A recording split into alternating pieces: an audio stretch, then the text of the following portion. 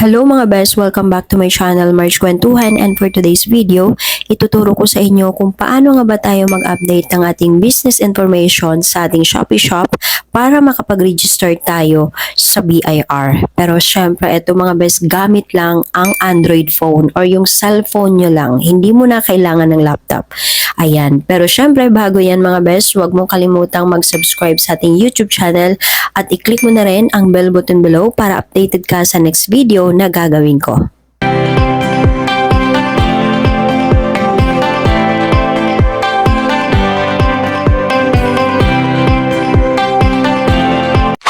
Eto na mga best, wag na nating patagalin pa dahil ngayon ituturo ko sa inyo kung paano nga ba natin i-update yung ating business information dito sa ating Shopee shop para makapag-register tayo sa BIR, okay? Or sa ating mga business information mga best, gamit lang ang cellphone or ang ating Android phone. Kasi 'di ba, alam naman natin talaga na ngayong 2024 is required na talaga ngayon sa Shopee na maglagay na tayo ng tax, okay? Or dito sa BIR. So, ito po yung tinatawag na Revenue Regulation number 1623. Okay? So, ibig sabihin ng mga best, required na talaga nating maglagay ng business permit dito sa online. Okay? Kahit sa ibang platform pa yan, kailangan na po talaga, required na. So, eto na, ituturo ko na sa inyo at eto ba. Pero syempre mga best, eto sabihin ko na sa inyo na hindi talaga ito perfect na pagka-tutorials ko kasi ito po ay hindi ko siya na-record nung time na nag-input ako or nag-update ako mismo ng aking permit or ng BIR kasi nga hindi gumagana yung record ko dati. Okay? So ngayon, bali binalikan ko na lang yung ginagawa ko and then papakita ko na lang sa inyo yung result or kung saan siya gawin. Okay? So, eto na mga best, di ba magulo yung tutorial ko. Pero syempre, eto sana maintindihan nyo rin yung kalagayan ko. Charot. So, eto na nga, ipapakita ko lang sa inyo kung saan nyo i-click. Okay? Para makapag-register na kayo sa BIR. Kasi alam ko hanggang April lang dapat makapag-register ka na ng BIR. Okay, so eto na nga mga best. Dahil last time kasi nag-message ako sa Shopee chat center or sa help center kung paano makapag-registered. Okay, or paano ko ipasok yung BIR ko. Kasi may permit naman na talaga ako kasi nga meron na akong physical shop. So, hindi na kailangang kumuha pa ng iba pang papers kasi meron na talaga ako. So, ang kailangan ko lang is i-update ko na lang siya dito sa Shopee. Kailangan ko lang siyang i-add doon sa ating business information. So, nag-message nga ako and then ang sabi sa akin, kailangan ko daw mag-open doon sa mismong computer or laptop. Okay? So, syempre, nalungkot ako kasi wala talaga akong laptop as in. Android phone lang ang gamit ko, cellphone lang. So, ginawan ko siya ng paraan. Okay?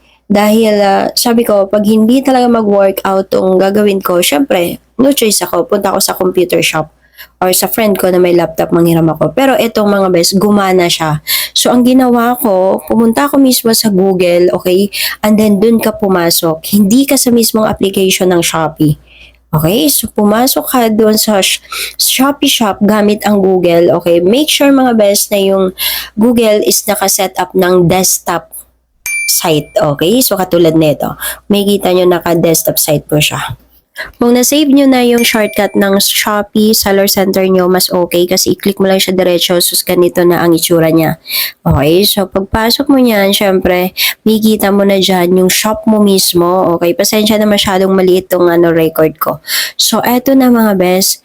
Ang gagawin mo lang is punta ka lang dito sa click mo lang tong shop information. Okay, so pag click mo ng shop information, mga best, ayun, sinum ko na.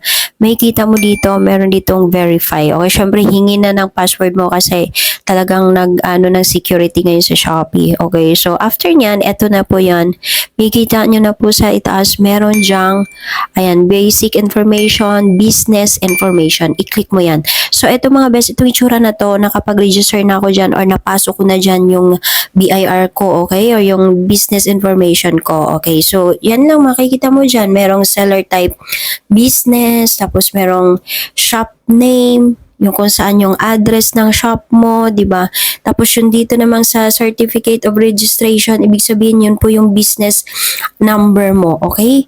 So yun po yan mga best, madali lang siya, sobrang bilis lang and then i-save mo lang.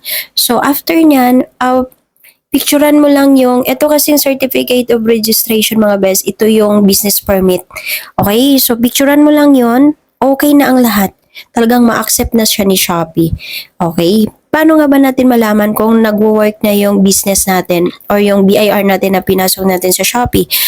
So, ganito na po ang itsura nito. Siyempre, punta ka sa shop mo and then punta ka dito sa may sales and then punta ka sa may completed. Ibig sabihin, makikita mo dito yung mga na-receive na ng buyer. Ayan. Ito na ibig sabihin na meron ka ng tax information. Okay? Meron nakalagay na dyan a full tax invoice. Okay? So, ibig sabihin ng mga best, nakaregister na yung tax mo.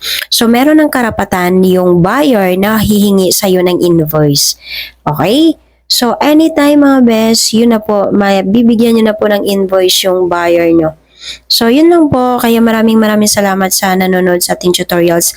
Sana po maintindihan nyo yung tutorial ko. Pero kung meron kayong question about dito sa tutorials kong to, pwede kayong mag-comments dito sa comment section at sasagutin ko po yan pag kaya ko namang sagutin. So, ayan po, maraming salamat. Sana nakatulong. At syempre, check out nyo rin yung mga tutorials ko dyan. Sana makatulong din yung iba nating tutorials. Yun lang, maraming salamat po. Bye!